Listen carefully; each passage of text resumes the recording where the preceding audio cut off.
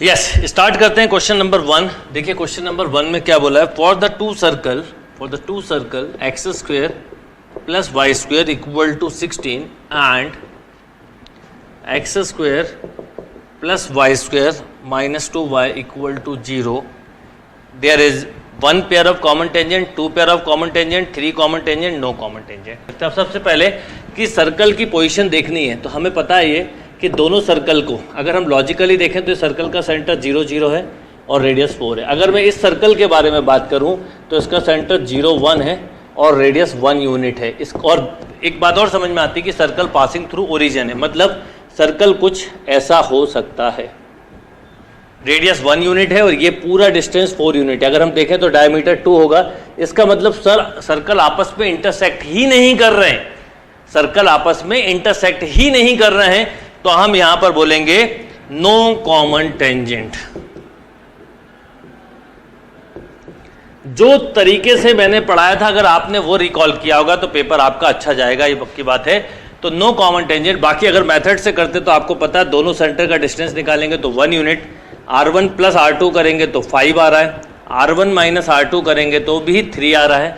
इसका मतलब आप एक चीज समझिए, C1 C2 जो है वो लेस देन है R1 प्लस R2 के, और C1 C2 जो है वो लेस देन है R1 माइनस R2 के भी, इससे भी, क्योंकि दोनों डिस्टेंस कम आए। यानी अगर आप इसको पूरा लॉजिकली तरीके से बनाते, डायग्राम से बनाते, तो आप इजीली बता सकते थे, क्योंकि ये सर्कल जो है वो पासिंग थ्रू क्या है, पासिंग थ्रू है ओरिजिन, और ये सर्कल का सेंटर ही ओरिजिन है। तो अगर आप एक चीज समझिए, जैसे मैं इसको पूरा और डायग्राम से बनाऊं तो कुछ ऐसा होगा, समझाने के लिए बता रहा हूँ। ये 0 0, ये रेडियस 4 यूनिट, यानी 0 4 होगा, ये 4 0 होगा, ये 0 4 होगा, सॉरी माइनस 4 0 होगा, ये 0 माइनस 4 होगा। अगर मैं इस सर्कल का सेंटर देखूं तो 0 1 है, 0 1 यहाँ कहीं होगा, और रेडियस कितना है 1 यूनिट। तो ये सर्कल कुछ इस तरह का बनने वाला है, लाइक दिस,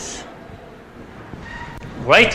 अब ये सर्कल कहीं कट ही नहीं कर रहा, इसलिए नो कॉमन टेंजेंट। ये दिया हुआ है और इसकी स्टेप देखिएगा, x y z are distinct real number and x y Z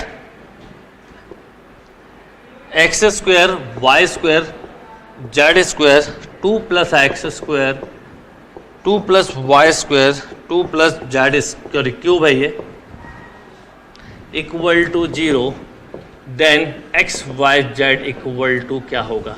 अब देखिए इस क्वेश्चन के लॉजिक को समझें तो आपको ये पता है कि इसको आप सेपरेट लिख सकते हैं, मतलब एक्स स्क्वायर 2 2 2, तो 2 चाहे तो आप बाहर भी निकाल सकते हैं, वाई स्क्वायर जेड स्क्वायर 2 बाहर निकालने तो 1 1 1 स्टेप बचानी है, प्लस इसके साथ ये लिखेंगे तो x कॉमन ले सकते हैं, इसके साथ y कॉमन, फिर स्टेप बताता हूँ, इसके साथ z कॉमन, क्या मिलेगा बोलिए 1 1 1 x square y square z square, नहीं एक कम हो जाएगा तो एक्स वाई जेड, और फिर मिलेगा x square y square z square, this should be 0।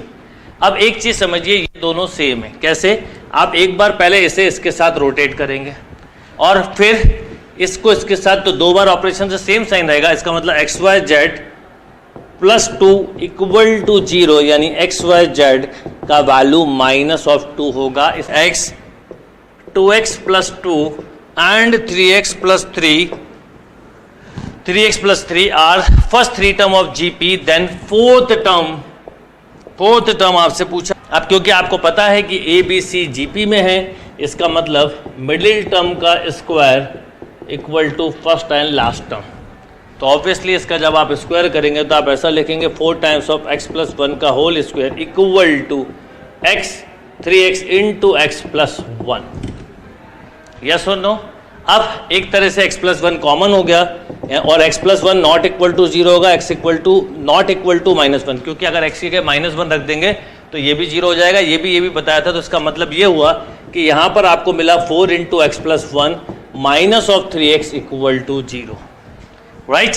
यानी 4x में जो 3x गया तो x प्लस 4 इक्वल टू 0, या x इक्वल टू आप बोल सकते हैं minus of 4, x equal to क्या बोल सकते हैं आप, माइनस ऑफ 4। माइनस 4 रखिए तो एक पहला टर्म मिला -4, दूसरा मिला -8 प्लस 2, इसका मतलब माइनस ऑफ 6 फिर -12 + 3 यानी -9, राइट। अब देखिए, अब आपको समझ में भी आ रहा है, r हो गया 3/2, r हो गया 3/2, तो 3/2 इसमें मल्टीप्लाई करेंगे तो -27/2 यानी -13.5 इज अ राइट आंसर।